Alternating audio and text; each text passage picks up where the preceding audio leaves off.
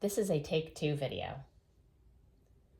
In this video, I am going to demonstrate how a rectangular shaped piece of knitting can be seamed to create an oversized cowl or shrug. In this example, my knitting was vertical here. So my cast on edge is this gray edge to the left, and my bind off is this purple edge here, which is an I-cord bind off.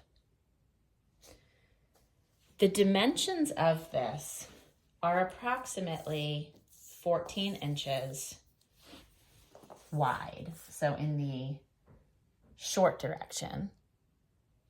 And then what I'm calling long is the longest edge here, which is approximately 38 inches. Now, depending on the version that you knit, yours may vary slightly in width or length. That may be intentional or it may be due to variations in gauge. Either way is okay, and I will explain how you account for slight variations or intentional modifications as you do this. So one thing that's important with this piece, or any piece where you're following this tutorial, is that you want this to have been wet blocked before you do the seaming. That will ensure you have the neatest edge and that everything lines up as well as it can be, because in this particular case, you will actually gain quite a bit of length with blocking, and you might even lose a little bit of width. So when it comes to the ratio of seaming things together, you want that to be settled before you do your seaming. I also recommend doing a wet block of your work in progress because you can check the fit and decide if you need any extra length or want any extra length, which when you're wearing this is not actually length on your body, but it accounts for the circumference opening for your neck and for the width to go over your shoulders. So in this case, I am done. I have wet blocked. I have tried it on. I know everything is going to work for me, and I'm ready to seam.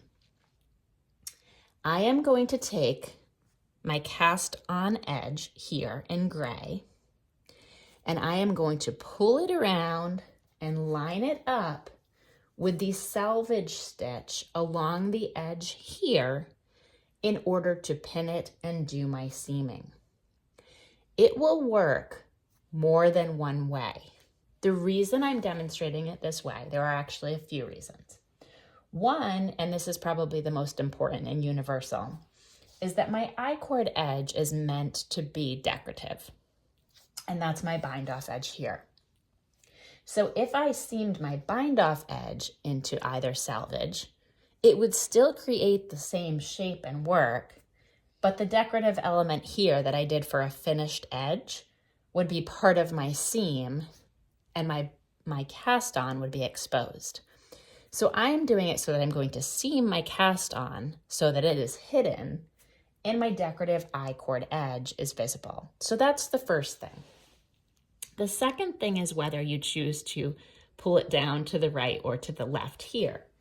And in that case, either will work.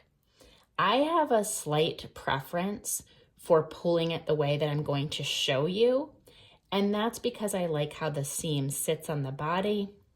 And when it comes to your two selvage stitches, you may have one that's a little looser and one that's a little tighter. Both of them will work fine, but I just prefer this look.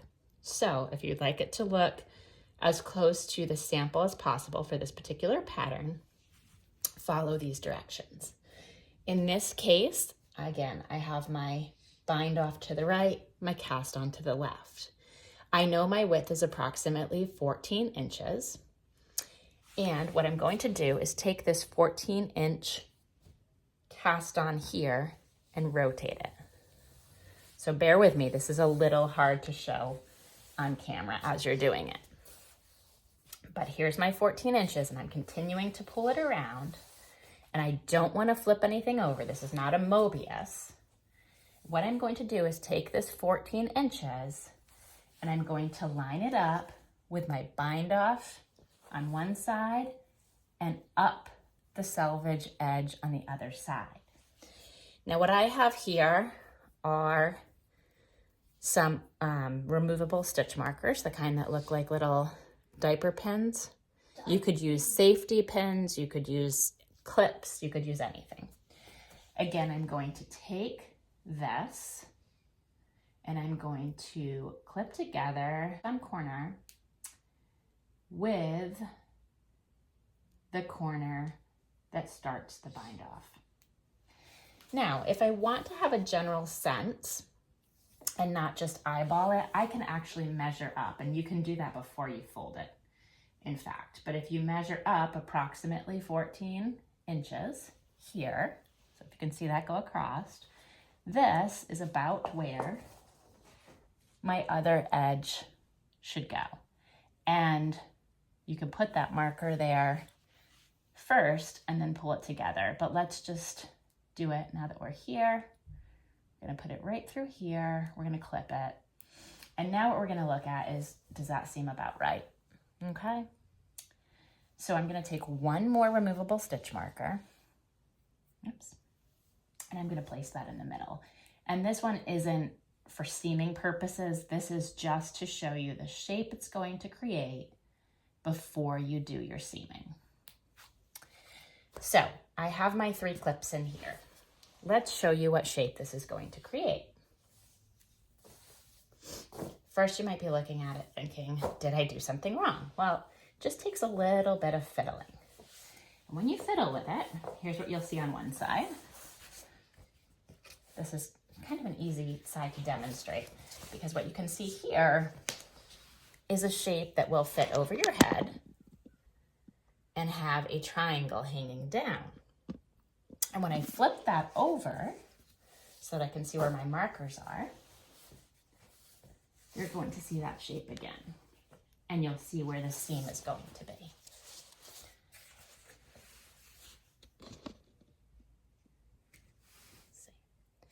So again, if I were wearing this seam, if I had this triangle section in front, would essentially be sitting on my right shoulder. So as you're looking at it as if this were a front of a person, you would be looking on your left, and the person wearing this, the seam would be on their right shoulder.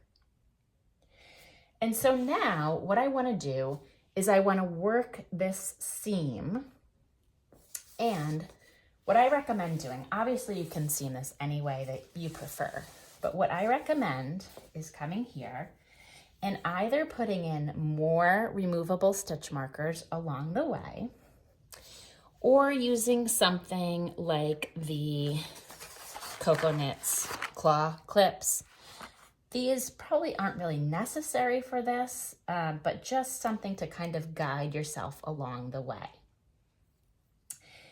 And what you'll be doing is seaming a vertical into a horizontal.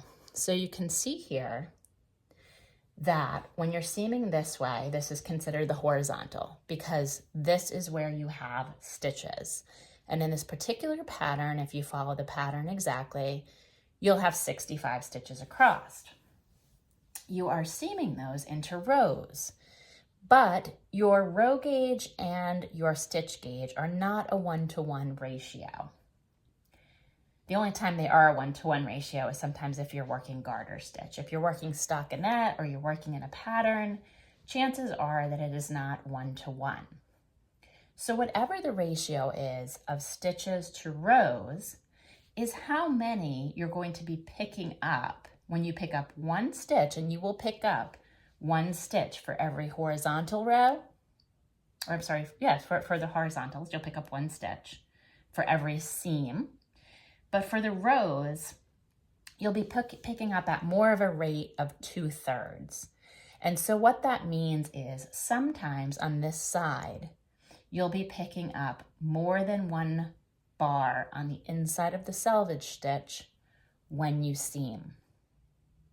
So I'm gonna set that up, and then I'll record another video that I'll either post separately or splice into this one that shows you an example of how you'll seam. But once you have it set up here and you ensure that the fabric isn't twisted in any which way, you're going to be ready to start steaming. And so what you're going to use, I recommend the background color. In this case, it's the gray for me, but you can use whatever you're comfortable with. You don't want a contrast color. You don't really want it to show. And you want a length that is about 3 times, I would say, the length of your seam here. So looks like I did maybe a little bit more, maybe 3.5 the length of your seam. And then we're gonna set up and we're gonna go ahead and seam from the corner with the bind off right up to the neckline.